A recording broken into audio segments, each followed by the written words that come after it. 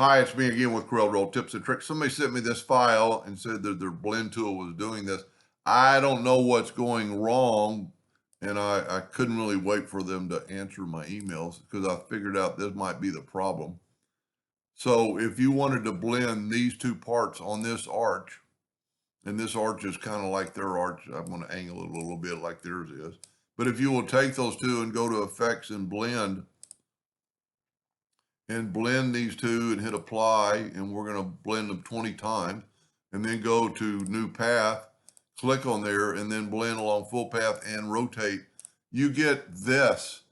They're going the opposite direction than their examples. So what you want to do in this case is back up, and before you do these two, I'm going to actually delete one of them.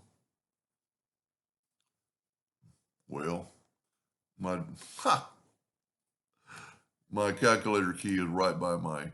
So I'm going to turn this to 0, and then I'm going to make a duplicate, and I'm going to select them both, and I'm going to blend them 20 times, blend along new path, and put it on the path, and then blend along full path and rotate all objects, and you get pretty close to what they had. Now, what is kind of neat about this deal is you can take that one right there and change it to blue. Whoop, not blue on the inside, blue on the outside. And look what it did. You didn't have to have them blue or red. It blended from red to blue because I changed the color of that.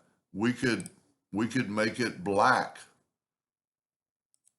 And now it blended black to red, which kind of hard to say or see, but you know, if you make them both red, then they're going to do that. And they're going to be at this angle instead of being turned.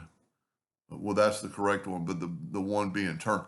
Now, that could be a separate problem, and when they get back to me, we will go over that also. Anyway, I hope that helped a little bit. Thank you for watching.